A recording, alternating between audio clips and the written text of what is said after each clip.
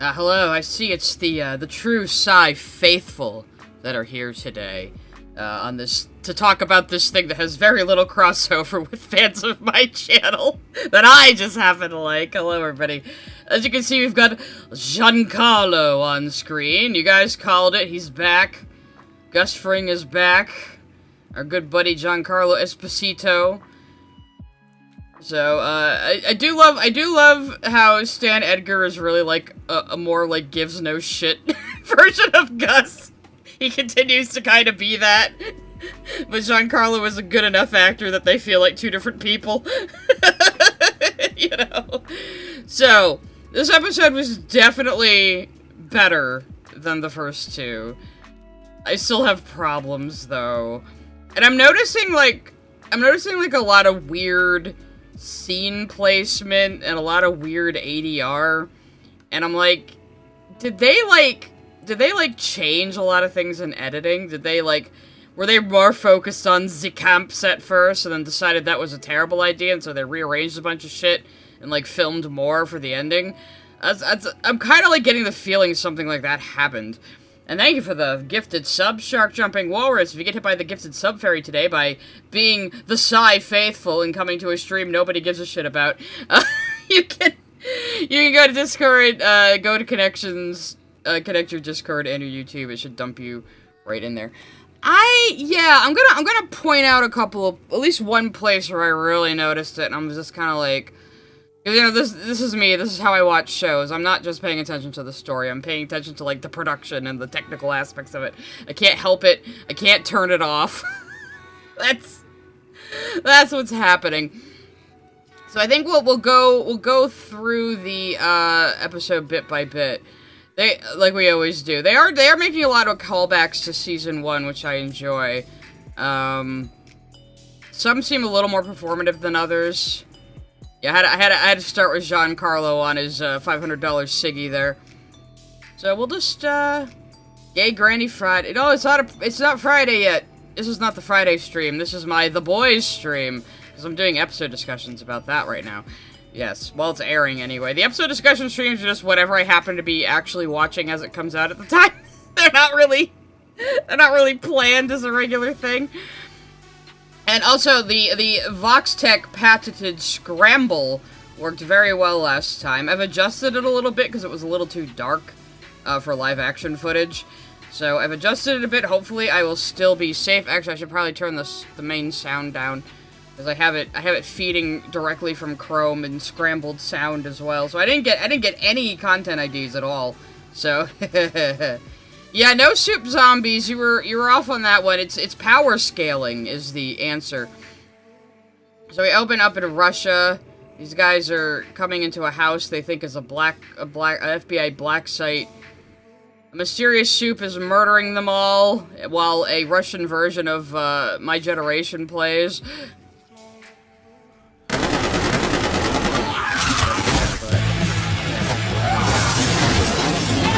So that happens. These guys get their shit rocked.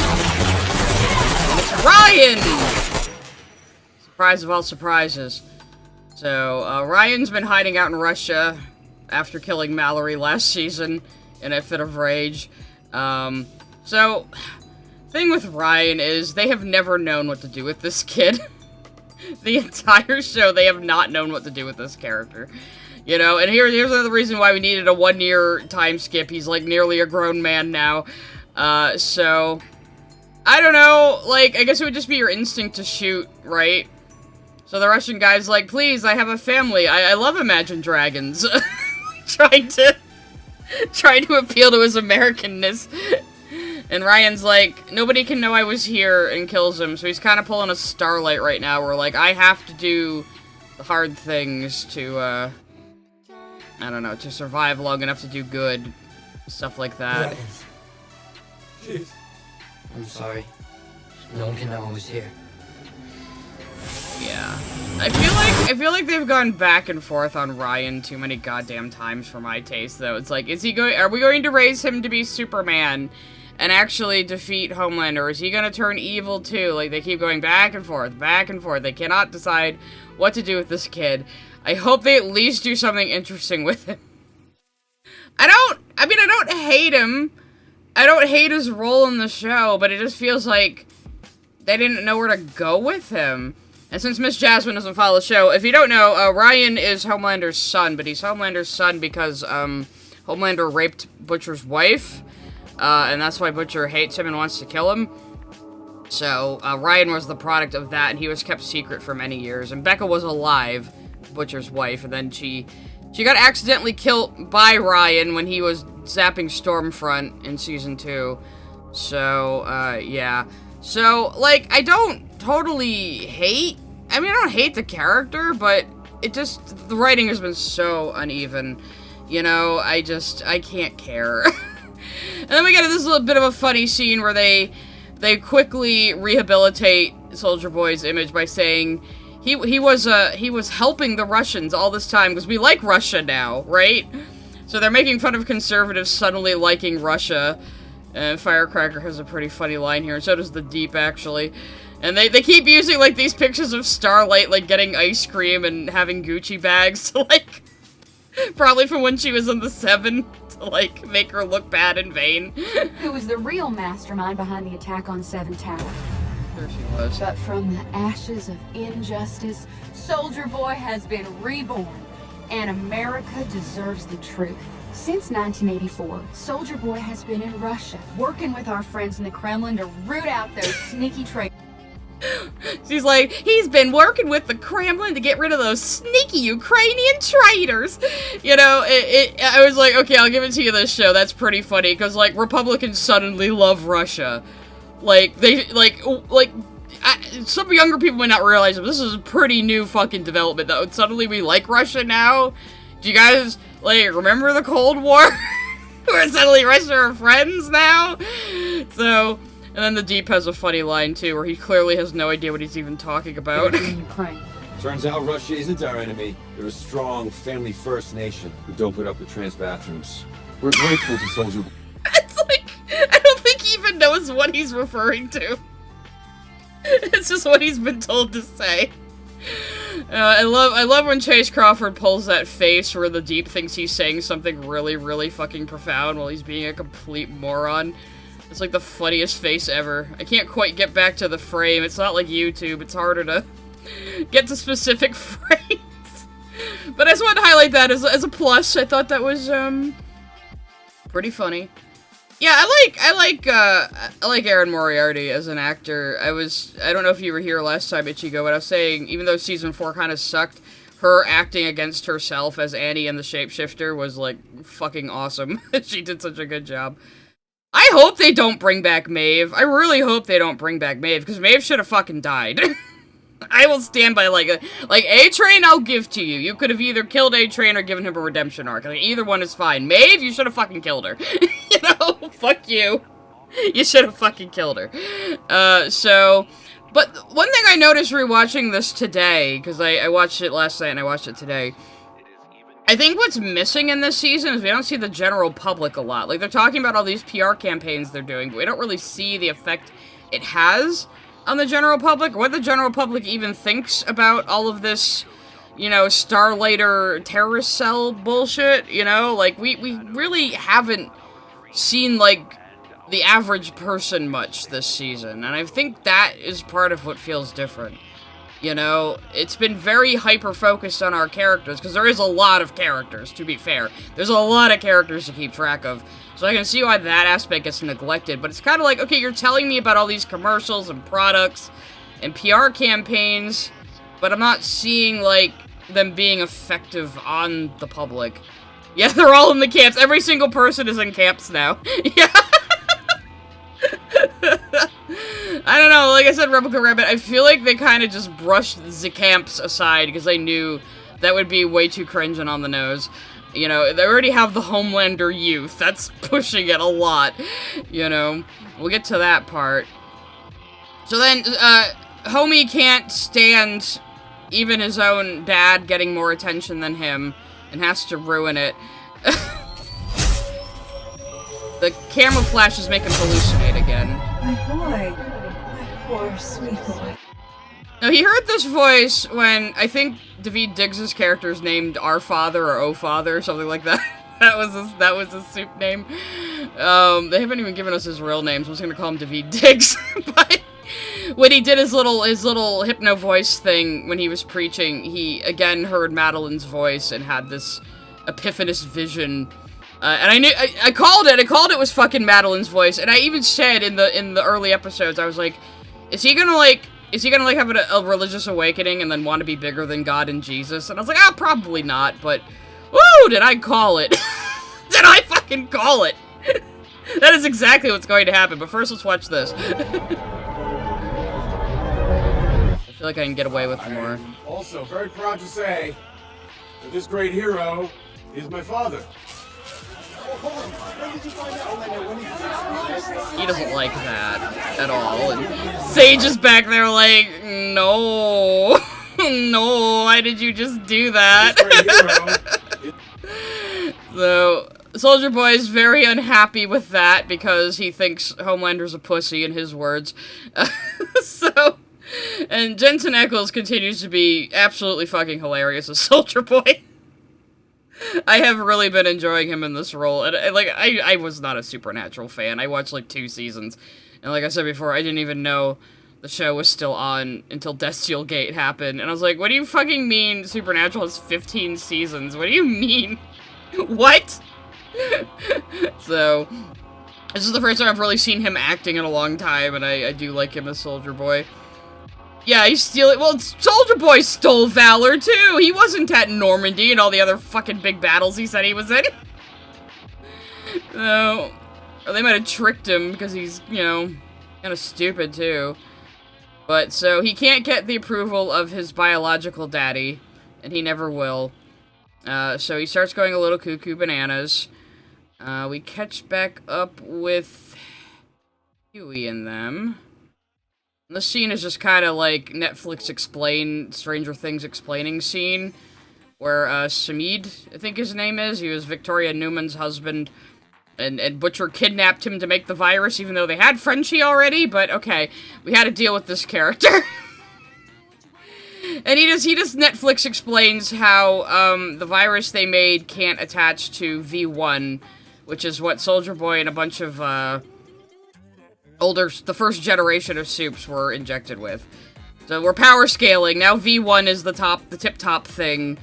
It's better than the current Compound V they inject into babies to make superheroes. But it was done through, like, Nazi experimentation, and out of thousands and thousands of deaths, like, 5 people became, like, the first, like, immortal superheroes. And this is all to set up a prequel series, I heard, because Sage quickly lists off the names of these people, and there's gonna be a prequel series starring Jensen Ackles and chick who played Stormfront. She's gonna be Liberty at that time. Yeah, like, because even Sage is like, well, you knew her as Liberty, and he gets kind of, like, a look on his face, and Homelander kind of notices that look, and it's like, yeah, you both fucked the same woman, who some people are still theorizing might be Homelander's mother, which, given the themes we seem to be going with right now, might be more possible than I thought. I said, no, they're probably not gonna do that, but I'm like, maybe they are, though. Given the shit we're gonna see in this episode. So yeah, he gives his Netflix explanation. They go back and forth between the two groups talking about the same subject. It's a pretty well-directed scene. It just feels like one of those second screen watching over-explainy scenes, which I don't think they did a lot of in the past in this show. And hey, Billy Donuts, thanks for bringing the super donuts. So yeah, that annoyed me a little bit. MM goes, oh, so Soldier Boy's unkillable, huh? Ha ha ha ha. And then he takes a big swig of whiskey. Which, yeah, bro. He's like, wow, my whole life goal was a lie. Again. Wow. I'm just here now. And then Soldier Boy gives Homie a dressing down. Thank God that stuff's in you. Saved you. It's all's well that You ends know well. what? Fuck you. You knew Butcher had the virus. You defrosted me just to send me into the fucking wood chip. No, I did not. What I Well, wanted... joke's on you, asshole. Because I'm gonna live. And you'll die. If the virus doesn't get you, damn well. And when you're sitting in that wheelchair, shitting in a colostomy bag, I'll be running the 7. Shitting on. Oh yeah, he fucking hates his guts. So he can't get approval from his true daddy, who he really did just defrost because it's his dad, and he needs approval from a parental figure. This is kind of what Homie's going through right now. He always needs, like, a parental figure to impress. It seems. We got a lot of, like, father-son passing the trauma on across generations by beating the shit out of each other stuff in this episode, too. So, it's a lot about parental approval, this episode. And we're gonna actually see a lot of that paralleled with Homelander and Ryan. So I'll get into that when we get there. But if Stormfront turns out to have been his mom, I mean, she probably would fuck her own son for the Nazi agenda. She seems like the type, you know. So I wouldn't be that surprised. But oh yeah, and here's the scene where I was like, weird fucking ADR. I think it's like right after this cut. Yes, he knows he's Homelander's dad. As far as he knows, Homie, as far as we know, is a test tube baby. And they took Soldier Boy's, sperm donation to make him. We don't know exactly who carried him. I think they claim it was, like, a homeless girl who was paid to do it or something, to carry the embryo. I don't remember. But who the fuck knows? We don't really know who carried him, so...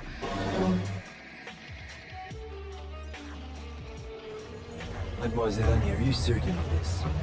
We don't have a choice. Yeah, right here, like, weird ADR. You just have these lines to, you know, switch scenes. And these lines sound like they're from a different scene put over the shot of the van. So this is what makes me think this season might have gone through a lot of re-edits. You know? Or they switch scenes around a lot. Like, I feel like some of these things would have happened later in the season. Like, A-Train going out probably should have happened a couple episodes in, at least. To me. So it really, it kind of feels like they've chopped up a lot of this season and rearranged it. This is based on absolutely nothing but vibes for me. But as someone who is, again, can't watch anything without, like, also tracking the technical side of it and the production value and stuff, I just kind of notice these things, you know? And I can't help it. I can't turn it off. But part of me is like, okay, did they, like, do rewrites in the middle or something and, like, rearrange a bunch of shit? Because that's kind of what it feels like. And speaking of Gen V, they've been calling back to Gen V a lot, and I don't appreciate it, because I shouldn't have to watch the other show to get something out of this. They're gonna introduce a character from Gen V, and I hope he wasn't anybody's favorite, because they just fucking kill him at the end of the episode. So, I don't know. Again, the writing is on very shaky ground this season.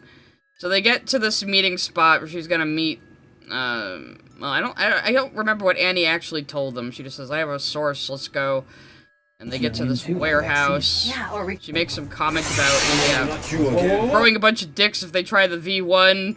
There is a theory, too, that the V1 will just take Homelander's powers away. Which would be cool. It can also mutate him beyond, like, beyond repair, too, you know, because, like, it kills most people. Yeah, it was the Invisible Kid. Yeah, it was the Invisible Kid. So Zoe comes back in. Zoe is, Victoria Newman's daughter, who she injected with V to keep her safe at the time. She got this freaky-ass fucking power. And then, hey! Hey, it's Static! He's here! He's here! Now, so, I think it was you, Cryo, or it was you, Replica Rabbit, I forget which one of you it was. It was one of you were like, well, Butcher probably has that big science lab because he's working with Stan Edgar. But here Stan Edgar reminds us, he killed my daughter and orphaned my granddaughter, so don't like that guy. And I'm like, yeah, he probably wasn't working with Stan Edgar, so it really is just, oi, I'm Billy Butcher. I can just get whatever I want, don't even question it. I just go get fucking high-level science equipment. I'm Billy fucking Butcher. You know? I don't know. Now, is Stan Edgar the kind of guy who might work with him anyway? Probably. I mean, the boys still work with him. And Stan is very opportunistic. He mostly doesn't give a fuck. But I do believe he truly cared about Victoria, and he truly cares about Zoe. I do believe that. He don't care about a whole lot else, though. Well, that's funny, Garble, because Stan's a very similar character to Gus, but Giancarlo is such a good actor, they still feel like two different people. And it was actually his performance in The Boys that made me finally go, alright, I'm gonna go watch Breaking Bad, fine. Because I was like, I already like Bryan Cranston, really liked Aaron Paul in BoJack Horseman, and now I'm really liking Giancarlo Esposito in The Boys. I guess I'll go watch Breaking Bad. I completely forgot that Giancarlo Esposito was the magic mirror in Once Upon a Time, and I couldn't stop laughing when I was reminded on a retrospective about it. I was like, oh god, right, that was him! Oh god. Funny shit. If you want to see Giancarlo Esposito in mascara dressed like a genie, go look up Once Upon a Time. Like, oh my, what does Gus get up to on weekends? So he's basically like, fuck Butcher, but again, I wouldn't put it past a guy like Stan to still secretly be funding Butcher anyway. Even though he's like, you're still working with him, because he's a bastard, and he's, much like Butcher, he's a bastard who knows he's a bastard. But again, I do think he does truly care about his granddaughter, and I think he did truly care about Vicky. And that's what you've seen him for. He's mostly known, he's most famously known as Gus Fring. Yeah, that's why he looks familiar. And it's so funny, because I was making fun of how short Anthony Starr is, and oh my god, Giancarlo's even shorter. It's so funny. They're supposed to be like these intimidating dudes, but when you get them up next to somebody else, they're so fucking short. So he has a big bunker where he's been living with his granddaughter, and keeping his ass and his assets safe. Because of course he does, he's ultra rich. He was the CEO of Vought at the start of the show. And he was pretty cool at the start of the show. Like, I don't know if I could say he's the same exact character now. But I remember when my buddy was first coaxing me into getting into The Boys, and he was showing me Stan Edgar, and I said, oh, is he like Lex Luthor? And he's like Lex Luthor if Lex Luthor paid Superman's paychecks. And I was, or signed Superman's paychecks. And I was like, oh, okay, that's interesting. Because it's good, obviously they were going to bring him back for the final season. There was just no way. I misremembered last season. I thought he got sent back to jail. But that's right, he was going to get sent back to jail, and then Victoria, like, broke him out. And he just retreated to his rich people bunker. So, which apparently this has come up in Gen V as well, from what I've been hearing. Yeah, so I misremembered that they just put him back in his box at the end of Season 4. So yeah, he was on the loose. You were right, he was on the loose.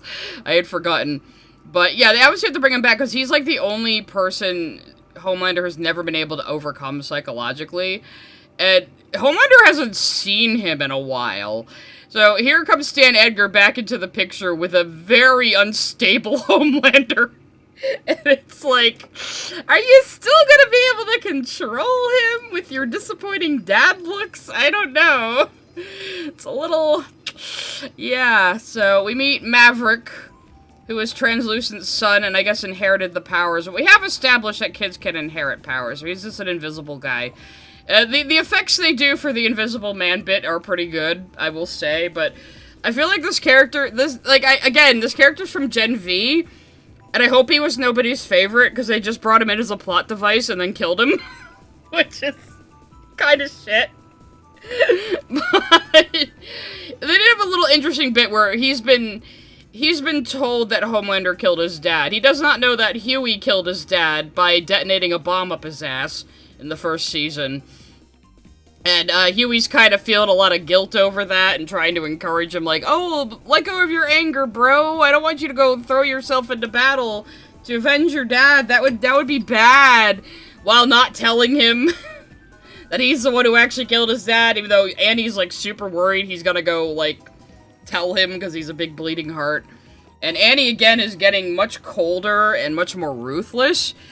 Because I said before that Annie and MM have always been the moral center of the group, and Annie's really slipping away from that.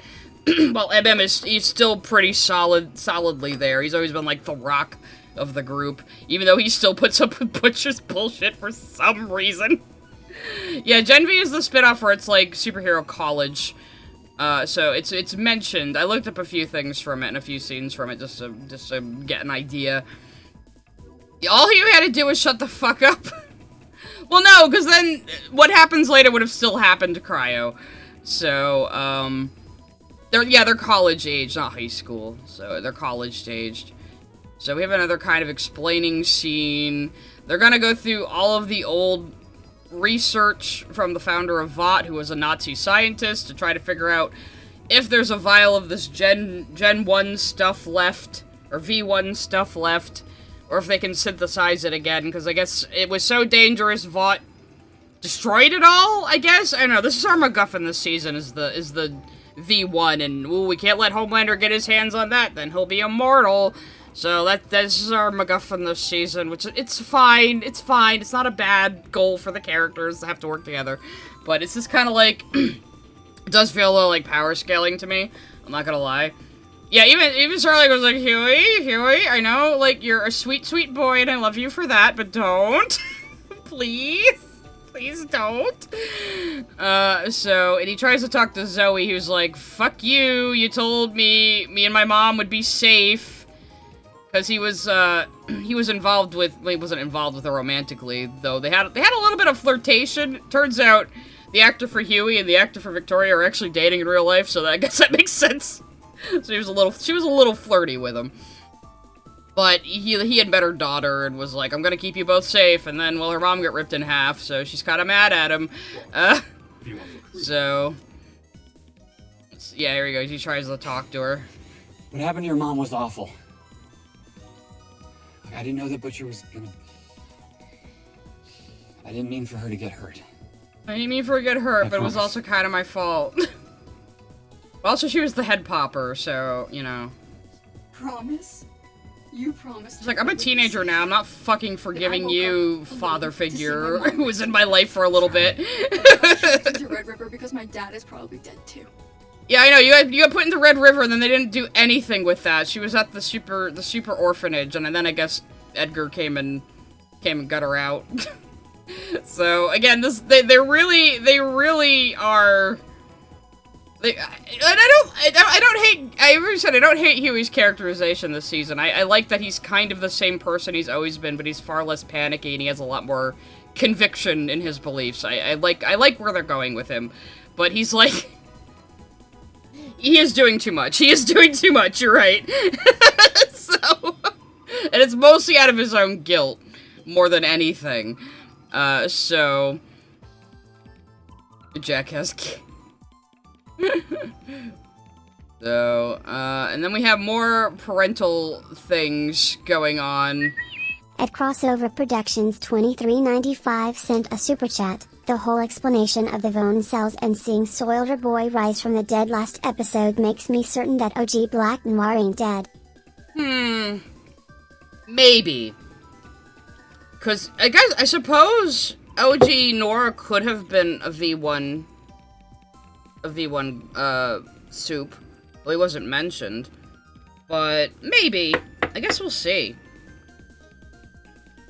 So, but yeah, but his team he rolled with when he got captured by the Russians, I don't think they were all V1 people. But, I don't know, if it seems like if the OG Black Noir was still alive, he would be back by now. I'm kind of buying the theories from Gen V that, it's gonna be this Polarity guy who's secretly disguised as Black Noir right now, and fake Noir just fucked off somewhere, or they killed him. I don't know. Well, actually, we'll check the actor list next time Noir's on screen. I'm pretty sure right now it's Nathan Mitchell under the costume still, because you know he does the physical acting, but it might be a different character once he's unmasked, you know what I mean? They'll probably switch to a different actor if it's somebody secretly masquerading as Noir. But I'm pretty sure it's still Nathan Mitchell under the costume doing the physical acting. So that was kind of half the reason why Soldier Boy was killing them all in the other season. Yeah, Payback. Yeah, his crew, Payback. I don't think Payback were V1 guys, though. So, but Noir maybe could have been like, the timeline could kind of line up there, so... Though he was pretty young in that flashback, but if he was V1, he wouldn't, like, really age anyway. You know? So, I don't know. Hard to say. And what happens next? So, Soldier Boy starts thinking about how, his dad was like, if I had raised you, I would have made you less of a pussy, goddammit. So he starts having a panic attack because he couldn't impress his biological poppy, and then he's been having psychosis for the last few seasons, but now, like, his brain completely breaks. And I'm actually going to stan this scene. I know some people don't like it, but I'm actually going to stan this scene a lot. Like, he can't be the failure. The failure can't be his. He can't be the problem, so his mind has to invent something to tell himself why he's still great. My greatest failure. You're nothing. All these men rejecting him. So who does his mind summon?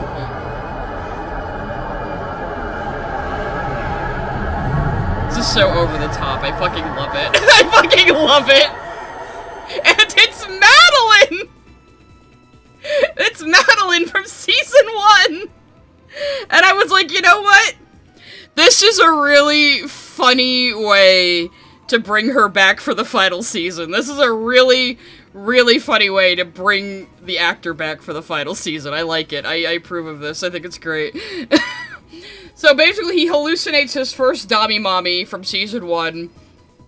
The woman who was controlling him by treating him like a little kid and fucking him at the same time. So that definitely didn't fuck him up in the head. And he was secretly drinking her breast milk because she was having a baby, like, by herself. Just because she was I don't know, she was like a girl boss who wanted a baby too? I don't know. She just wanted a baby, even though she was kind of old for it. And he was very jealous of the baby, because he's that kind of guy. So after all his father figures have failed him, he hallucinates Madeline, who he killed, by the way, because she finally admitted she was afraid of him. He tends to not kill people who refuse to be afraid of him, which is interesting because he snapped A-Train's neck, even though A-Train was laughing in his face while he was choking him to death. So maybe that's changed. No, I think the scene is hysterical. And I think it fits, because he's been having hallucinations in the mirror. He's been having these delusions for a couple seasons now, so he's going full-on psychosis. He's going full-on fucking psychosis. So his angelic vision of Madeline tells him, no, all you need to do is purge the unbelievers. Why should Jesus get all the attention? You could be a real god if you get immortality with V1, and once you kill everyone who doesn't love you, all that's left will be the faithful. So that's what you should do. Now, obviously, this is his own mind giving him an excuse for what he already wants to do. You know, while having a parental figure approve of him. Because, again, Madeline always, like, humored him and was always babying him and giving him whatever he wanted to control him. Until the very end where she admitted she's afraid of him and he zapped her fucking face off. I don't think he even remembers killing her at this point. You know, he's that far gone. I've not seen the Spaceballs 2 trailer. I don't know how I feel about its existence. Can we just stop remaking and rebaking and re-releasing and re-continuing things? Like this show, I was already saying, I wish this show had ended last season. Not the way the season played out, but I wish they had just planned to say, okay, we're gonna end it at season 4, because really, you're stretching the concept too far. But, it's just Mel Brooks talking about more money. I mean, Mel Brooks is awesome, but... No, the baby didn't die! The baby didn't die, actually, Replica. If you pay attention when Huey does visit Red River, there's a Teddy Stillwell who can teleport and stuff. That's her baby. So it seems he survived the blast because he was a soup. So she probably injected him with V, to be honest. Yeah, it's a little like Easter egg. The baby did live. So, but he definitely zapped her fucking face off. So yeah, he starts getting off to her, telling him, yeah, you should rip babies from their mother's room and purge the unfaithful, my dear boy. And he's like, yes, mommy. And then she flashes him, and he's basically like and it cuts to like what's really happening outside of his head. It's pretty funny. It's a pretty funny cut.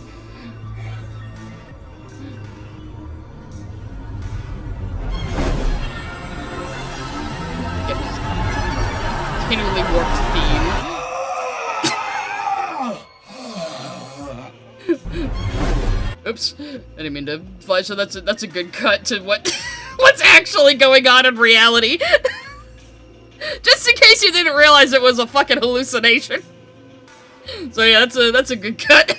I appreciate that. And he's basically just, like, getting off on the idea of drinking her breast milk again, because I don't think she let him. He was like always sneaking it, like, from her mini fridge. And he's been, like, obsessed with, like, mother's breast milk ever since. That's why, like, I just called her Hot Shot. Firecracker. Firecracker was, like, making herself lactate to get on his good side last season, which is disgusting. It's supposed to be disgusting, but, like, they've really ramped up this milk obsession of his. So, yeah, what do you mean? Homelander's reality is the only true reality, obviously. So anyway, and then we see Zoe leaving a hatch, out of the bunker, and she meets up with Ryan.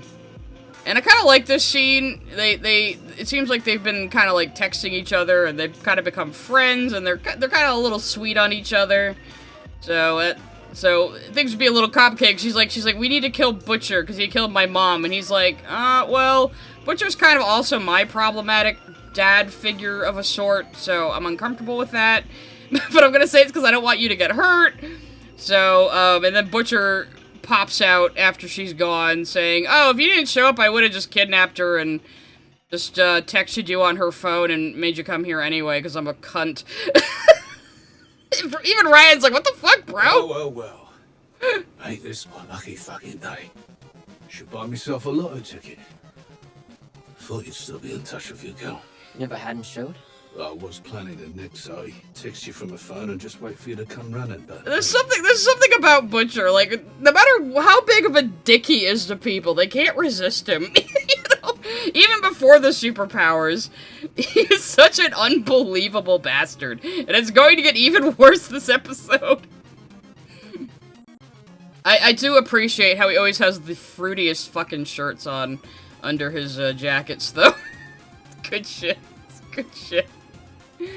So yeah. So then, Soldier Boy finds fucking Homelander bathing in milk that he got from the NICU. Like, he's not even hiding it anymore. He's just like, yeah, I'm bathing in breast milk. What are you gonna do about it, Dad? And, Soldier Boy's just kinda like, what the fuck? Like, Soldier Boy isn't a good person either, but I don't think he's quite as bad as Homelander, to be honest. And he's kind of base sometimes.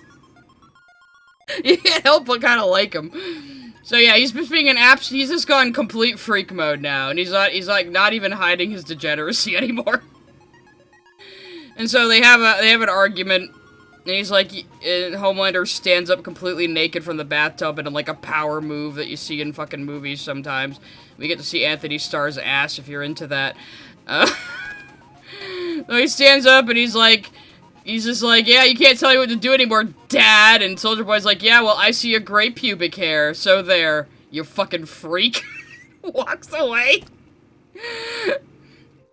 And Homie just gets back down in his bath, like the absolute degenerate he is.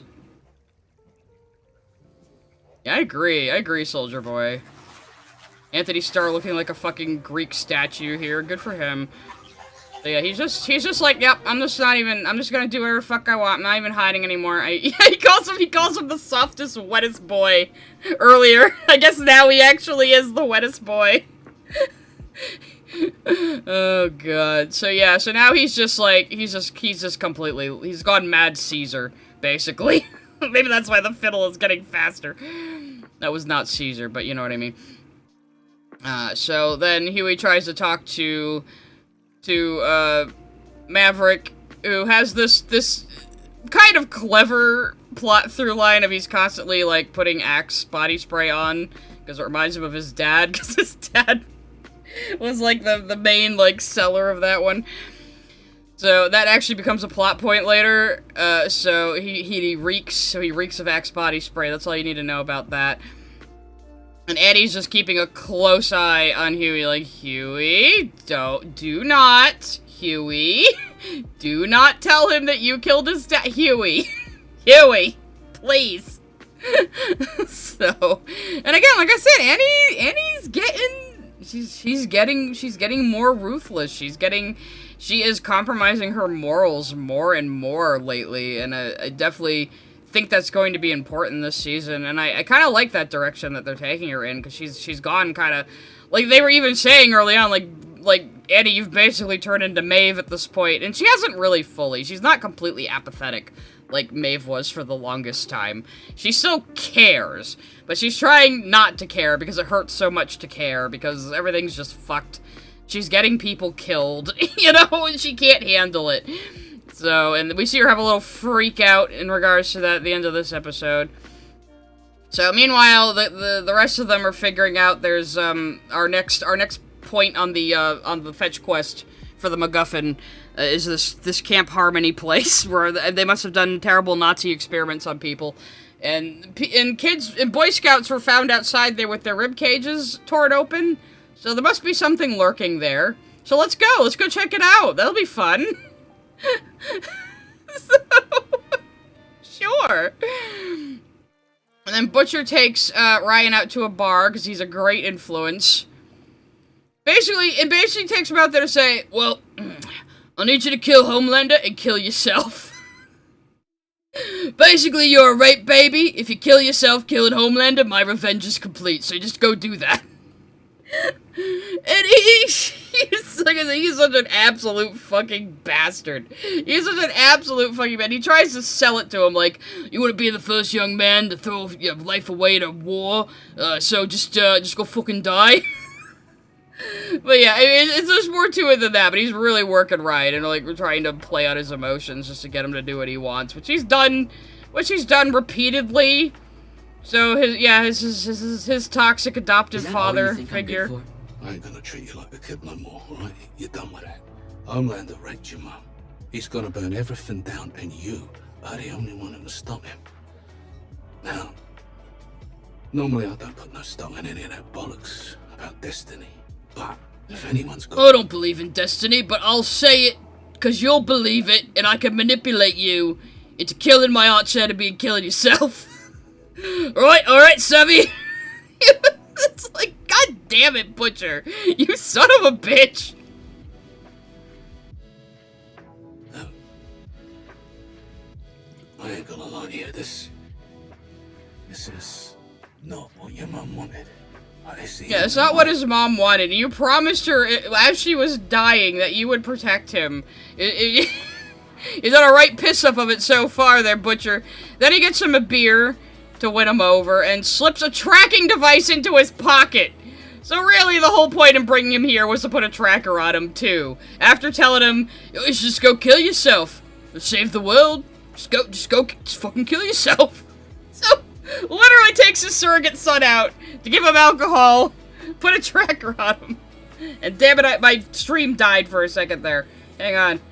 I think it's coming back now. Yeah, my stream's getting... We lost internet earlier today, so they might be doing some maintenance. I'm kind of in the yellow right now, but you guys should still be able to hear me. Anyway, so yeah, so Butcher takes his surrogate son out to give him a beer, say, go fucking kill yourself, and put a tracker on him. Good job, Butcher! GG.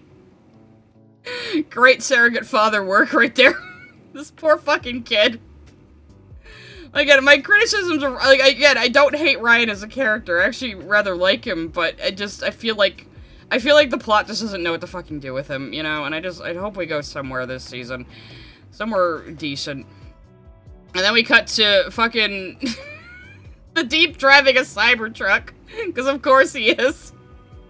And his license plate is in too deep. So he's here with this cavalcade of chucklefucks. We have a couple of characters from earlier seasons who I think were also in Gen V, and we're just reintroducing them before we kill them all.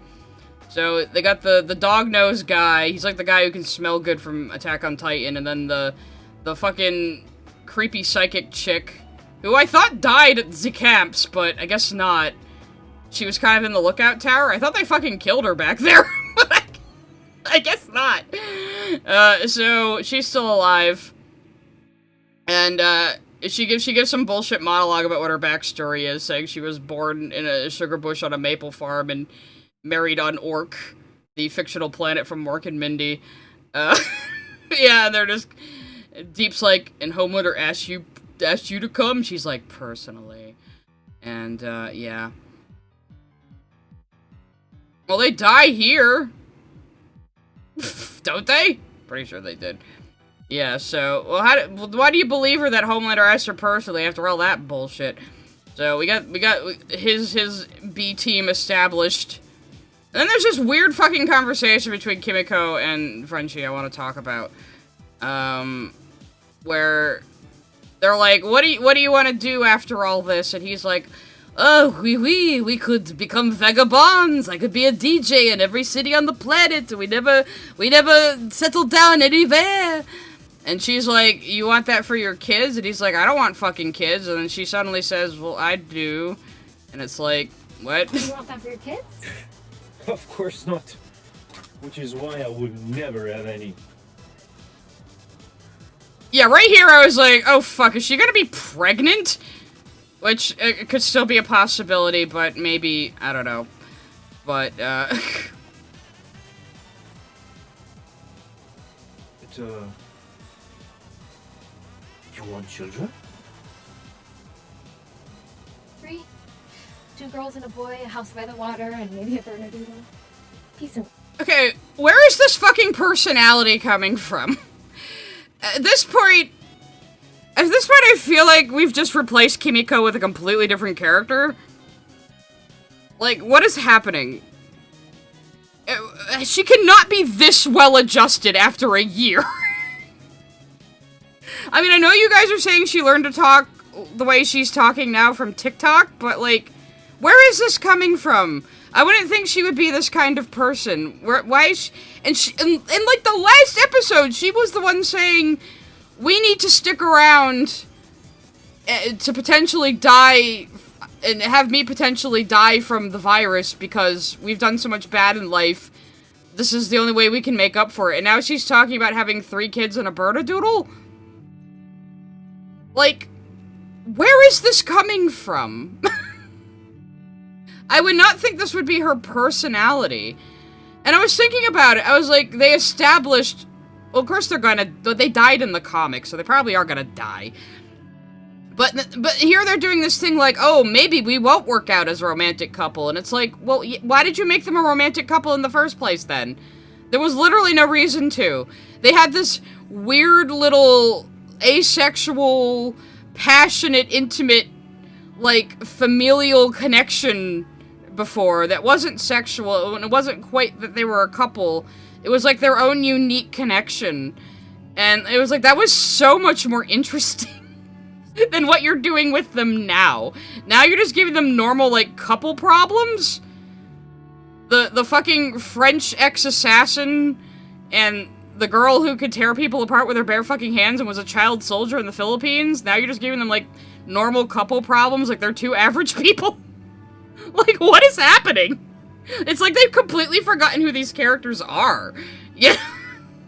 And I was thinking about, too, I was like, you established last season, in that really cute musical scene that I like a lot, that Kimiko is really into, like, old black and white musicals and old movies like that. It's like, why didn't you have her talking like a Hollywood golden era starlet then? That would have been funnier. Have her talk, like, in a transatlantic accent, like really old movies, because that's what she was always watching. That would have been way funnier and more in character. It was like, who is this person you've replaced Kimiko with? She's acting like she's just like some average woman who just joined them and she has like no problems. And no like deep scarring.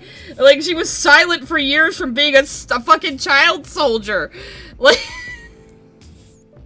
she takes one vacation to Asia and now she's in tune with the universe. Yeah, why hasn't she sung yet? She showed interest in singing. Like, did these writers just not pay attention to who she is?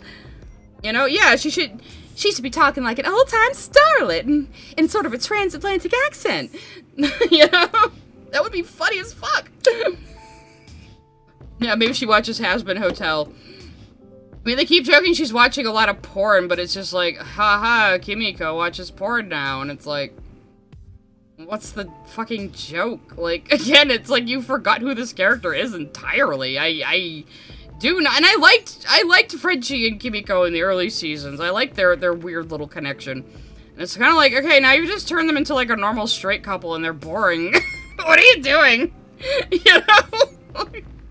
I don't know. I am completely mystified by all the decisions made around Kimiko this season. I don't even know what to do. It's like I said, on the one hand, yeah, okay, let her actually talk for the final season. Fine.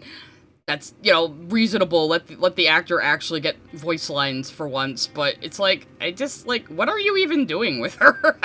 I don't know. I just wanted to complain about that. And then, I think I skipped over the cigar scene by accident that I started out on. Where are we? No, because they're... No, it's after they try to break in. That's right. So, the guys get there, and Giancarlo's like, well, we're like 90 feet underground, under solid concrete. They're not gonna be able to break through the door. And, like, Psychic Chick puts a dent in the door, and they're like, okay, so we need some time to prep, to get our shit together, to try to survive this. And, Kimiko and Frenchie have gone back to Butcher's place, Butcher's lab, to scan documents. That's why they're out of the picture right now. And Zoe has smuggled away in their van, conveniently, because they just wanted to get rid of Samir, Saeed, whatever the fuck his name is. So we see that Zoe stowed away in their van. I don't know what motivated her to do this. I feel like they didn't really give us any... Maybe she was trying to see if her dad was alive? I don't know. 36 sent a super chat. Random question, Sai, are you a Barbie girl? Kind of. I collected them when I was a kid. No, I don't think... Did they let her? Because it seems like she's sneaking. So, I don't know. This doesn't seem like they planned for this, but I don't know what the motivation is for her to stow away in their van, other than they needed her to find her father, which is what happens. So she finds her dad, who's the guy Butcher kidnapped to make the cure. Not the cure, the virus. I keep saying the cure. So she finds out her dad's still alive, after bitching at Huey that he's dead too. And so she tells him what really happened to Victoria, and he just starts smashing everything. Like, fuck you guys, I ain't working for you anymore, you lied! Now, you think they knew she was back there? I don't know, because they act surprised to fucking see her. Or at least they didn't realize bro was gonna go crazy. Yeah, it cures people from life. Like, whoa, hey, wait a minute, no need for this! He's got, like, firecracker brand bleach. I guess it's good for whitewashing. And she's just like, yeah, Dad, I'm gonna help you smash up all this shit, yeah! So, yeah, she snuck out. So even if they were like, let her think she's sneaking, I don't know. So now they've lost this guy as their virus maker. Frenchie's gotta be like, bro, I don't want to shoot you, but I will. I'll fucking shoot you. And then Kimiko stops him like, no! We're trying to be different, and she should grow up as a kid, and we shouldn't pass the trauma down and throughout the generations. Like, thematically, I like what they're doing here, but it just, like a lot of things, it feels kind of rushed. You know? So Kimiko stops. I'm like, no, don't shoot. Don't be what you used to be, no. And he's like, okay, Monko. And they just let Zoe and her dad go.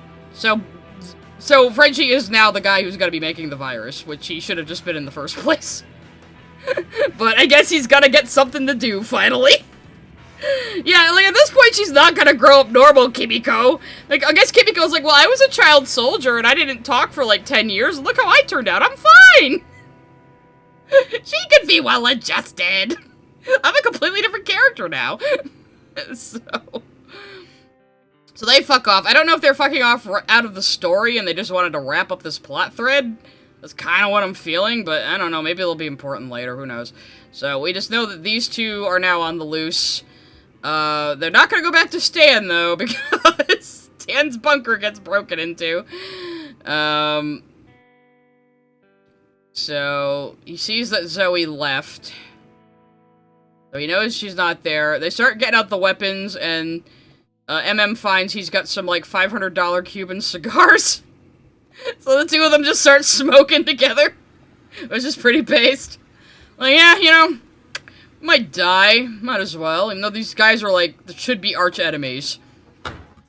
And, like, MM even says it. He's like, my dad, like, fought against Vought, like, his entire fucking life. And here I am smoking a cigar with Stan Edgar. And Stan's like, hey, I remember your dad. He kept all of our Ivy League lawyers, like, in a tizzy working weekends because he just wouldn't... He would not stop on the Soldier Boy stuff. He was like, it was impressive, but he was never gonna succeed. None of you are, because we're all just cogs in the capitalist machine, bro. So Stan's a complete bastard who's given up and says, nope, we're all just slaves to commerce. So I'm gonna get mine. You know, I got a role to play, and MM's like, oh, I got a role to play too. If you go to become the CEO of VOD again after all this shit, I'm gonna shoot you in the head. And they're just like, alright, based. And then they just smoke together some more. It's like... Yeah, see, yeah, I'm not the only one who noticed, huh, Space Frog? I'm not the only one who noticed. I noticed MM's actor seems to have lost a lot of mass and bulk. It looks very drawn, sent a super chat. You know? Kimiko and French want to go back to that special place in town named Silent Hill. Oh god, imagine those two in Silent Hill. That'd be great. They'd probably just, like, fuck up the monsters. But yeah, I noticed that last season and this season that the MM's actor, he's gotten very thin. So yeah, I hope he's not sick or something, or maybe he just bulked down, I don't know. Who knows? But it was very noticeable last season when he didn't have his beard, too. Like, it was like, damn, he's, like, so much thinner than he used to be, you know? It wasn't like he was fat, he was built, you know, he was bulky. But maybe for whatever reason, he had to stop bulking up, you know? So, whatever, I mean, if it's better for the actor, who cares? It's just noticeable, you know? But yeah, look how thin his face is there, like, it's very noticeable. You know? Hope the dude's okay. He's very fun on this show. I've always liked him. Even though, again, he's kind of like the moral center of the group, so he doesn't get to be like as crazy as the other characters. But he's always been like solid. Oh yeah, then we get an amazing puppet show advertising the Homelander youth. Let's just see if we can play this whole thing, because it's actually kind of funny. Do you love America? And basic knife skills? Making s'mores? And marching? Then sign up for the Homelander Youth. You'll learn wilderness survival, campfire songs, how to field strip a rifle, and the best way to sniff out stinky Starlighter rats. So if you're... Like, things teaching small children how to strip down rifles, I can't even say we don't have that in America. That's just true. We are an unserious fucking country. Hey, you're right, Miss Jasmine. Maybe he just had to bulk down for a different role. That's why he looks different, but yeah. I don't know. It's always worrying when you see an actor, like, lose, like, a whole lot of weight. You know, it's kind of like, oh god, what's going on with them, you know? But yeah, I do love shit like this in the show. For 18, you can join the fun. Sign up for the Homelander Youth and be tomorrow's heroes today. One thing they're still really good at is when they do parodies like this. It, like, looks like the real thing, you know? It's like so spot on when they do parodies like this. I fucking love it. And so then he comes up to Sister Sage, openly drinking a fucking mug of breast milk, and is like, I want all of our resources on either making or finding V1. And Sage is like thinking, oh fucking hell. What fresh hell is this? I already have to balance this man's goddamn ego and keep him happy. What is he doing to me? Listen, I want you to put crime analytics on finding the V1. It's out there. Oh. I know it. How many people do you want them?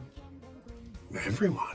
It's all we do. She's like, from now on. Also, yeah, okay. I want our entire pharma division working on literally nothing but recreating the V1 formula. Vought destroy the original formula. You see how, like, carefully she's looking at him like, oh boy, I have a whole new host of mental illnesses to try to work around now.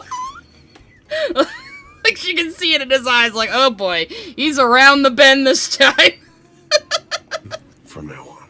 Also, oh, Sage has been in the episode. I just kind of skipped over her earlier scenes because it was just exposition. Literally nothing but recreating the V1 formula. Vought destroy the original formula. That could take years. Skip animal testing.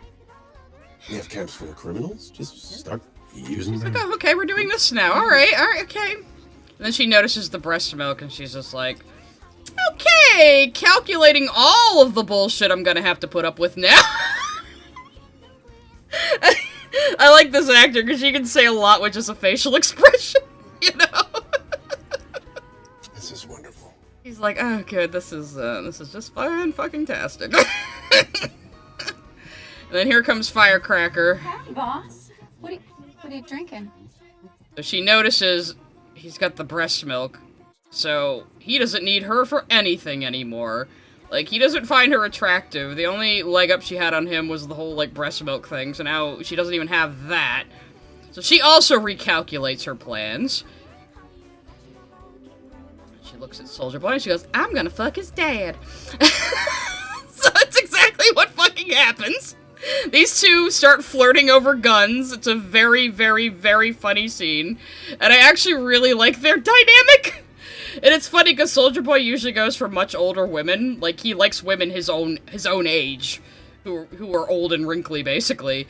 So to him, she must be like a baby, but he wanted to get back at Homelander too. So, but yeah, their flirting scene is extremely funny. All-American Colt 1911. Chambered in 45 ACP. That'll blow your fucking panties off. She's like getting into it. It's so good. It's so good. So yeah, then immediately we cut to them fucking. He talks a lot about liking Sherry Lewis in this episode, so I guess he likes redheads. It's the idea. Or he claims to fuck Sherry Lewis, I guess. So all of his references are really old. He calls Sage Cleopatra Jones at one point. It's just like an old 70s blaxploitation film about a spy. Which means he's kind of onto her and how crafty she is, but he's so fucking funny. So they have a conversation. She tells him, no, Homelander definitely wants your approval. Yeah, Damien's gonna fuck Soldier Boy. It's not my fault that my Firecracker impression just sounds like Damien. It's like I can only do a few voices.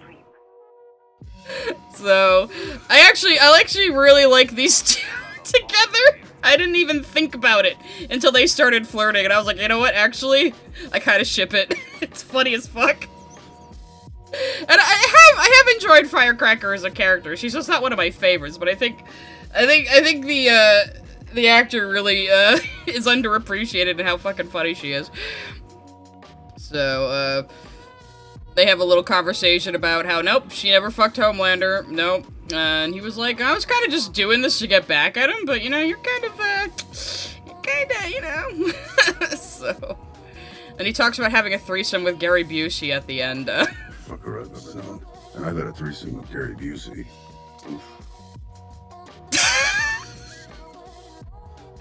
So, yeah, that's funny. So then, Butcher brings, Ryan over to see the dog, which is where I got the thumbnail from. He's like holed up in an old school or something. Is this? The pupper! The dog told me all about you.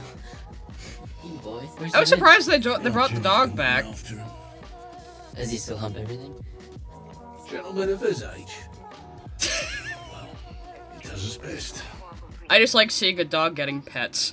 Always good. So yeah, before I said, like, terror is kind of like the one part of Butcher's humanity left. That's kind of what the dog represents, because he can still be kind to this cute little creature.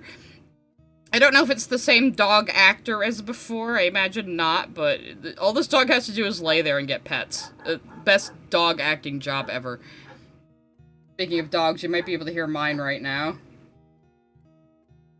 Oh, no, you can't. Okay.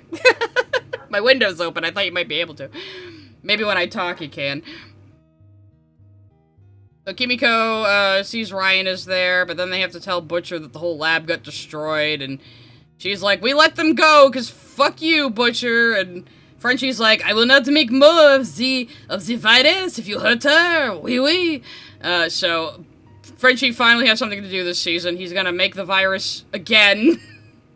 Just like we get the boys back together again. You know, again, like, this episode is stronger, but the writing problems are still problems. A lot. The only thing that'll fix Kimiko for me right now is if it turns out she has no idea what she's saying at any given time and she's just, like, quoting things. What's in their ship named Soldier Cracker Fireboy? I like Soldier Cracker. You could do one of those ones that's, like, not even based on their names, you know? You just call them fireworks. Anyway. So, Ryan gets pissed at Butcher again, like, you're just full of shit as usual, Butcher, which he is. Say we're not. Then when? I don't know. A week, maybe a month. We don't have a month. He's gonna burn everything down like you said. Let's just go now. Not without a virus. But you said I was strong enough. You said I was the only one who could stop him. You said it was my destiny. I just said that so you get him out of tower. Yeah, so he's basically, I just said it was destiny because I was bullshitting you, and I just want you to kill yourself. So Ryan's like, well, fuck you, surrogate toxic father. I'll go fight my real dad then. So Butcher fucking fucked it all up with Ryan again. The boys kind of do break up and get back together every season. It's kind of a problem. David Cliff, I was really complaining about it on my last episode discussion. Where, like, we see 5 minutes of Kimiko in the Philippines where Butcher shows up like, oi, I'm putting the boys together again. Come on. Let's keep going. Like, I do like the show, but, like, season 4 kind of just, like, broke everything, unfortunately. Like, they really should have just ended it at 4 seasons. But here we are watching a slightly zombified version of the show. It hasn't gotten as bad as some other shows out there, at least not so far. It has time to fuck it up. But I guess we'll see. I really hope it doesn't, though. But then, what happened next? Oh, yeah, they use Maverick to go out there and knock out the superheroes trying to break in. They send him out with a canister of, what is it? Halophane? Something like that. Hala, I don't know. It can make, soups who are second generation V pass out. Doesn't work on Soldier Boy, he just vaped it. Because he's based as fuck. So, he tries to sneak up on them. The fucking Axe body spray gives him away immediately to the dog man. And, they catch him, and they realize it's Maverick. And they immediately tell him, no, it wasn't Homelander that killed your dad, it was the boys. Is that you, bro? Oh, you with Edgar? You were one of my dad's best friends. How come you never told me it was Homelander that killed him? Bro, Homelander didn't kill your dad. It was Butcher's crew. You know, it's that sus French dude and Starlight's boyfriend. What was his name? Was he Howie? I blew him up. I like that's how all he remembers about the group is like, you know that sus French dude and Starlight's boyfriend? Fucking love the deep, man. I said it last time too, Chase Crawford and Colby Menifee are the funniest motherfuckers on this show. So yeah, immediately he switches sides and tells them the code to the door and they just get it open! So all of that, using this kid as a tool basically, blew up entirely in their fucking faces. Fuck.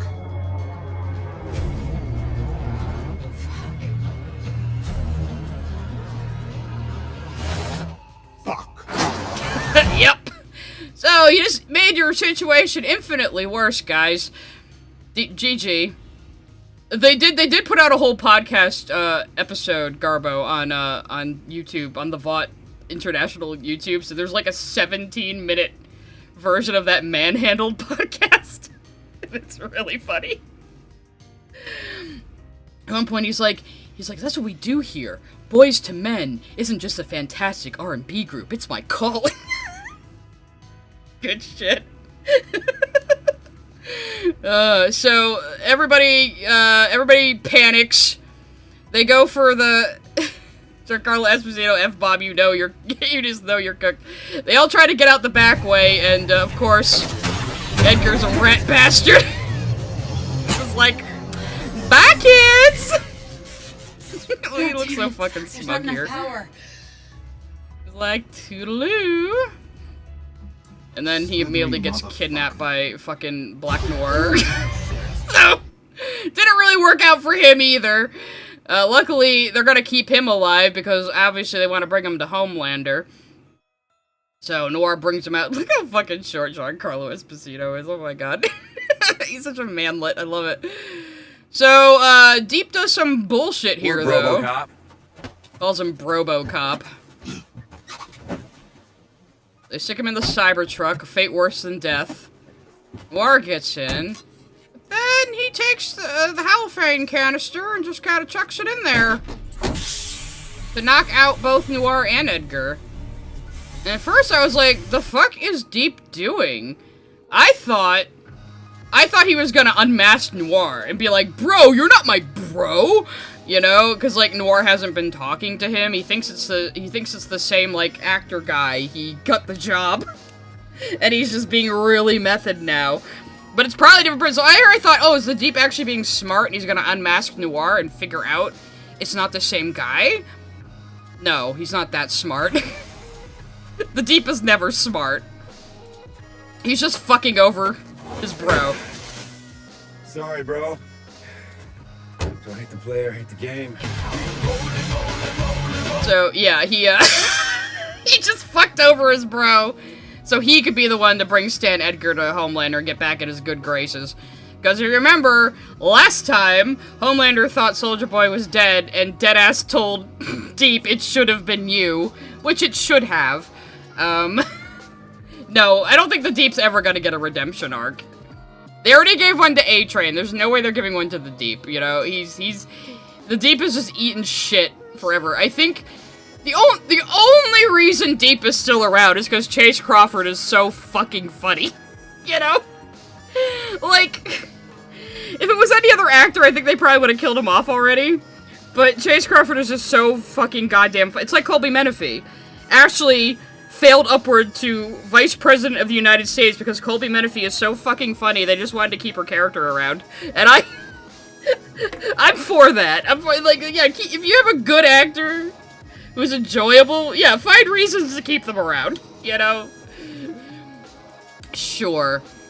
So, I still want it to turn out that, like, he's never talked to Sea Life, he just hears voices in his head, and, like, nothing's actually talking to him. I kinda want that to be like a twist. So then Huey gets into a fight with the Invisible Man. While everyone else is, like, Andy's fighting the Dog Man.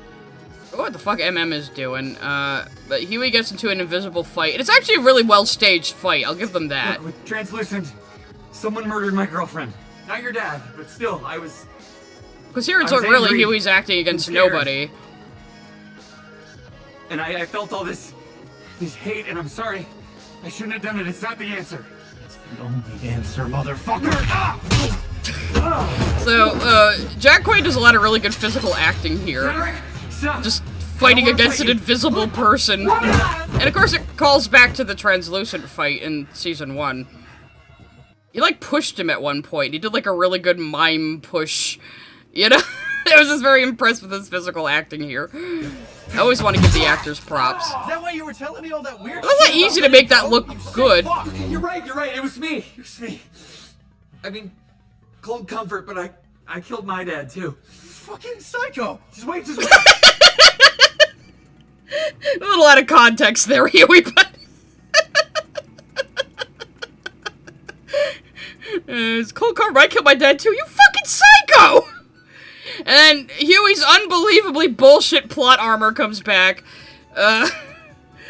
I'll give them this one, but this was kind of bullshit, man.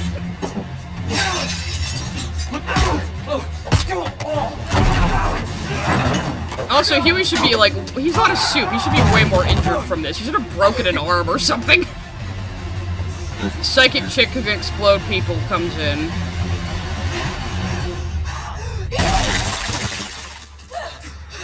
Of course, the camera angles and stuff make it look like it's Huey. She snaps the chick's neck. Of course, Huey wasn't gonna die. Huey has absolutely bullshit plot armor.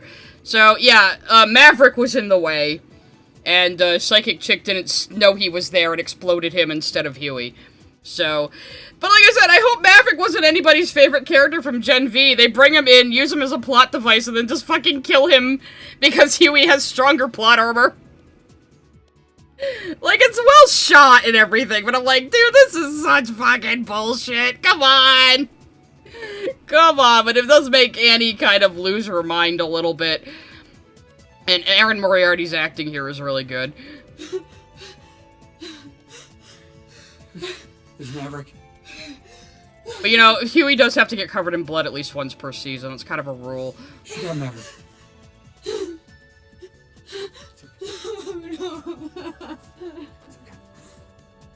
Yeah, like, I can't even be mad, though, because, like, her acting is so good. I'm like, oh, Annie! So, and this is gonna be important for her character development, so, fine, I'll give it to you. But Huey still has the most absolute bullshit fucking plot armor. So then Ryan goes to confront, Homelander, and, basically ask him straight up, like, am I a product of rape? I knew you would. It's like a miracle. Like the upgrade? I do like Anthony Starr's facial expressions when he's going... Did he care about me? Cuckoo. I do care about you, son. I love you. I need to ask you. For my forgiveness? You already have it. Okay, let me finish. He's like, I need to ask you. He's like, what, for my forgiveness? I forgive you, son. And Ryan's like, what the fuck? I put too much pressure on you to fill my boots, and I realized... They lose all their goo budget in Season 3. Well... You had all the head popping in Season 3, though. That was impossible. But... Oh, that was 2, that wasn't it? I have some pretty exciting news. I am going to live forever now. I'll realize The good news, I'm gonna be immortal. And you're off the hook. He's like, you don't have to be my legacy anymore, son. Isn't that good? He's like, this is not what I'm here to talk about. Okay, we skipped the part where he has. Did you rape my mom? What? Of course not. What? No. Did William Butcher tell you that? Is it Butcher saying that bullshit about me? Why can Anthony Starr act in this show but literally not any other project he works on? I don't know, man. He's really good on this show, though. He's really fucking... He's not even talking with his real accent. We had an affair. A consensual affair between two Your of heart's us. racing. Well, yeah, because I'm shocked. And frankly... I'm so shocked you would afraid accuse a me of little this. bit that you could think I would do something like that. Now he's mad. Ryan. So yeah, basically he ends up saying, but okay, well, but look what came out of it, you! And then Ryan just punches him harder. There's some pretty good symbolism here when he is, like, deflecting Ryan's, I-beams, and, like, a poster of himself gets cut in half. A few of them do, I think. Like, all the fucking Homelander merch gets, like, demolished. And I think this is the same restaurant that took, Ryan to when he was little, and, they're redoing it. Yeah, see, he cuts him right in half with his lasers, a poster of him, and then makes him bleed. So I think that's definitely some kind of foreshadowing, right? That's gotta be. Like, you know, Homelander directs his I-beams away, but it slices apart an image of himself, and then Ryan makes him bleed. The only people who've been able to make him bleed are Maeve and Soldier Boy so far, so, yeah.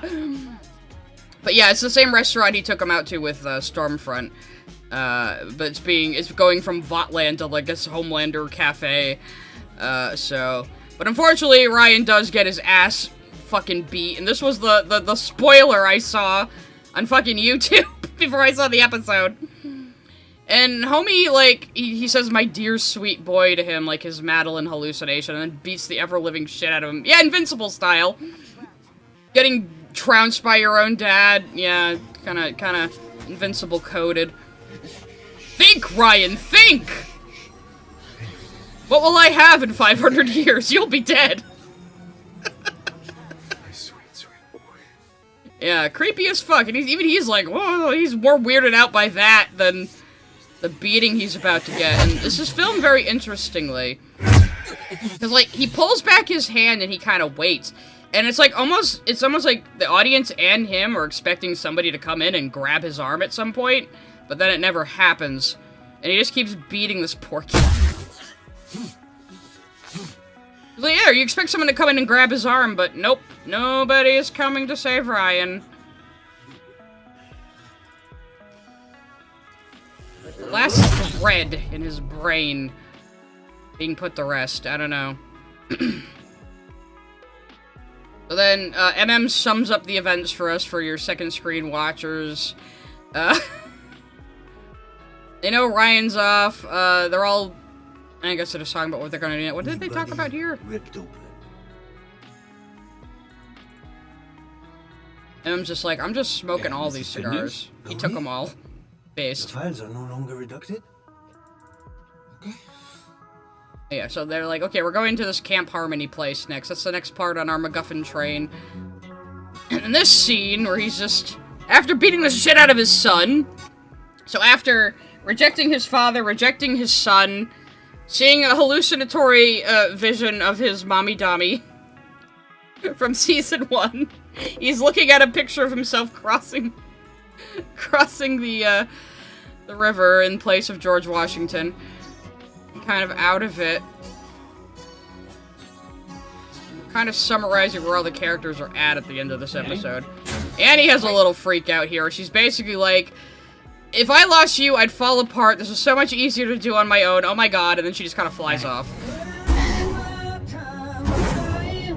She can't handle it right now. Like, yeah, Huey, she's kind of slipping. She's kind of slipping. So, Butcher comes in and finds Ryan, because remember, he planted a tracker on him like a douchebag. And then, I love the look on his face when he hears the Deep's voice here.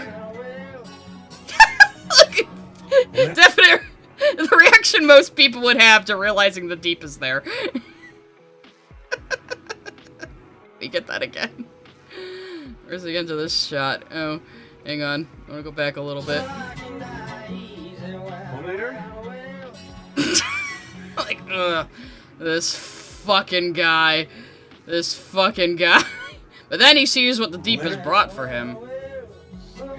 Original daddy figure. Uh-oh. Surrogate daddy figure.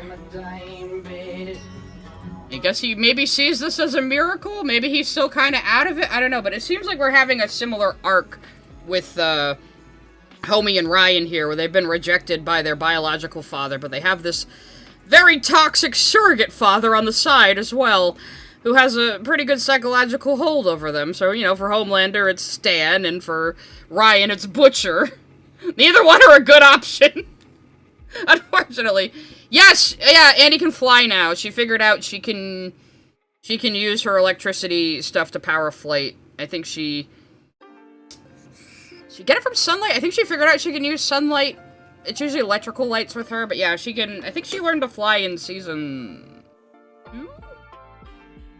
It was 2. No, it was 3, because that was the one with Soldier Boy, right? Yeah, it was 3 she learned to fly. So, I accept that.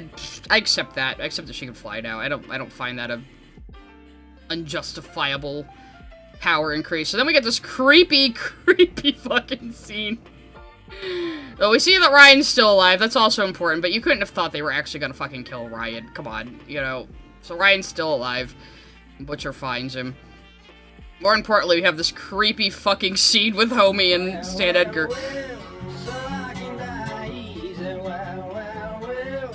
Now, Homelander would have never done this before. Like, go up to him and touch him like this and get his paws all over him.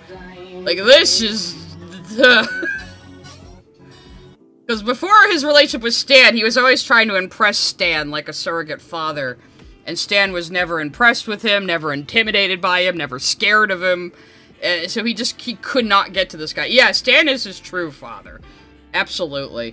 And it's going to be interesting to see where this goes, because again, Stan had such a psychological hold over Homelander. But now, like, homie's getting right into his personal space, something he would have never done in Season 1. You know, so the dynamic here is very, very different than it was last time we saw Stan and Homelander together. So it's going to be interesting to see where this goes and what Stan is going to do, because Stan doesn't want this bullshit. He was trying to get out of the industry in, like, Season 2 before he got arrested. Because he got fucked over by Vicky. But yeah, so this is a very interesting development. Look at him, he's like pawing all, he's stroking his hair, he's like smelling his hair. It's like, he would have never done this shit in Season 1. It's crazy. But yes, Ryan's alive, so he has his own toxic daddy, leading him down a probably not good path. So, yes. So that's it. We have fathers and sons, and fathers and sons was a big theme this episode. So that's so far. Yeah, let's find a good still to leave it on while we talk. How about Butcher having happy hour? I told her you were 30. A good still there. I guess he put a fucking tracker on him. Yeah. Fucking cocksucker. I told her you were... Like, Butcher, you're great as a character. I love how Carl Urban plays him. He is an absolute fucking bastard. Absolute fucking bastard. So, yeah, so far, do not like Kimiko's characterization at all in this season. I'm like, you have literally just replaced her with a different person at this point. But I'm like, I'm already over it. I'm like, whatever, let's just see where everything else goes. I can do without my two favorite Blorbos, Kimiko and Frenchie. So... I always thought their relationship was very cute, but he's our bastard. That's right, he's our bastard. No, you can tell Carl Urban absolutely fucking loves the fuck out of playing this character. But again, Butcher's just like, he can just do fucking anything he wants now. Like, like they have no explanation for it. He's like, yeah, I just put together a science lab. I'm gonna just live in an old school. I still look awesome. I can do whatever I want. I can have any resources I want. Don't gotta tell you where I got them. I'm Billy fucking Butcher. You know what? I'm like, you know what? I don't even... Maybe she's the shapeshifter? Nah, I don't think so. But... The shapeshifter's still on the run, right? Like, did we kill the shapeshifter? I don't remember. I don't remember if the shapeshifter is still a factor. If she's still around. But the shapeshifter would always need, like, somebody's blood to keep up the appearance. So, I don't know. But we'll see. Yeah, I'm pretty sure the shifter died, right? Yeah, they're dead. They're dead. So, we don't gotta worry about that. He materialized a car from thin air in episode 2. No, he didn't. He picked it up with his little tumor tentacles. But, yeah, so I definitely think this episode's a lot stronger than the first two we got. Still don't like what they're doing with Kimiko at fucking all. Like what they're doing with Huey and Annie. Some things still seem really rushed. But I'm hoping they can at least cobble this together into some kind of satisfying conclusion. I'm not even hoping for, like, a really, like, good, stellar 10 out of 10 ending. I just want something decent at this point. Just give me average. I will take average. I'll take an okay ending and a fine season at this point, after season fucking 4. Because, again, there was plenty in season 4 I liked, but it was still, overall, a bad season. Like, we have to... How did he drive back to the lab, then? Oh.